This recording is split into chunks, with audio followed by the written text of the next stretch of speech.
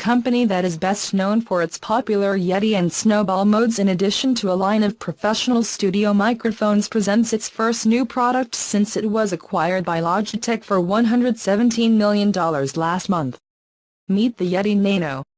Gaining its name from the company's best microphone, the Yeti Nano is a more compact option that not only simplifies onboard controls, but also saves you a few dollars. At $100, the Yeti Nano costs $30 less than the Yeti, but a lower investment does not mean sacrificing its sound. This new model is still designed for all your needs of podcasts, live broadcasts, Skype calls and voiceover. Thanks to 2 condenser capsules, you can expect a steady quality sound according to Blue. In fact, the Yeti Nano is compatible with 24-bit/48 kHz recording, so everything looks pristine. Of course, in addition to the audio quality, the microphone also offers a quick and easy setup. Just connect it and select it as your input device and you're ready to record.